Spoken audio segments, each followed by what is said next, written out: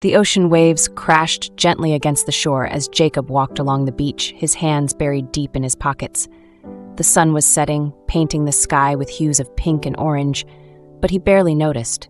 His heart was heavy, burdened by the weight of loss and despair.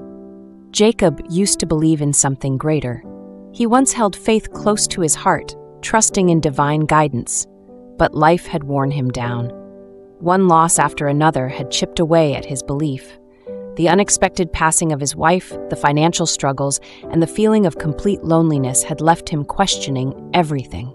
If there was a God, why would he let me suffer like this? Jacob muttered under his breath. His footsteps pressed deep into the wet sand, the only evidence of his presence on the deserted shore. Jacob had once dreamed of a happy life, a family, a home filled with love, a future of stability. But life had been unkind. After losing his wife, he had poured himself into work, only to be met with redundancy. His bills piled up, and soon he found himself on the brink of losing his home. The world felt cruel and indifferent. As he walked, his frustration boiled over, and he clenched his fists. "Where are you?" he whispered bitterly. "Why do I feel so alone?" The beach was silent, save for the sound of the tide. He sighed, exhaustion setting in, and sat down on the cool sand, resting his head in his hands. Jacob felt the presence before he saw it. Looking up, he noticed an old man sitting a few feet away. He hadn't been there before, and yet Jacob wasn't startled. "Troubled thoughts?" the old man asked, his voice gentle. Jacob scoffed. "That's an understatement." The old man nodded knowingly. Life has a way of making us feel abandoned, but sometimes it is in those very moments we are being carried. Jacob frowned. "Carried by who? There's no one here but me." The old man smiled. "Come, walk with me, let me tell you a story." As they strolled along the beach, the old man gestured to the sand. "Imagine your life as a journey, each step leaving behind a footprint. Every joy, every sorrow, every struggle, you leave a mark. But look back, what do you see?" Jacob turned and saw two sets of footprints trailing behind them, side by side. He nodded. "Looks like two people walking together." "Exactly," the old man said. "That is you and the divine presence walking with you through life. But there will be times when you notice only one set of footprints."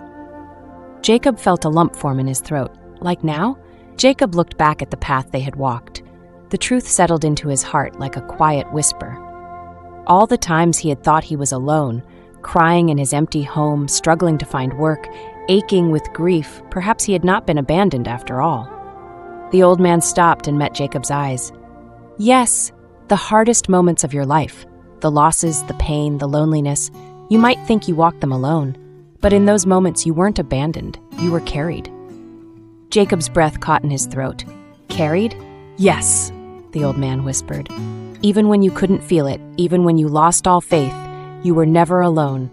The footprints that remain are not yours, but those of the one who carried you." Tears welled in his eyes as he turned to the old man. "But why? Why carry me when I had given up?" The old man smiled, a warmth radiating from his gaze. "Because love does not abandon, even when we turn away. Faith does not require you to always believe. It only asks that you allow yourself to be held when you are too weak to stand." Jacob's shoulders shook as he exhaled deeply, releasing the burden he had carried for so long. He closed his eyes, letting the sound of the waves wash over him, and for the first time in years, he felt peace. When he opened his eyes, the old man was gone. Jacob turned back toward the town, his heart lighter than before. He walked with a newfound sense of hope, knowing that even when he faced darkness, he was never truly alone. That night, as he lay in bed, he whispered a quiet prayer. It wasn't eloquent or rehearsed, just a simple acknowledgement of gratitude. For the first time in a long time, he believed again. Faith is not about never doubting or never falling. It's about realizing that even in our weakest moments, we are not alone. The footprints we leave behind tell the story of our journey, but the ones that remain when we feel most abandoned remind us that we are always being carried.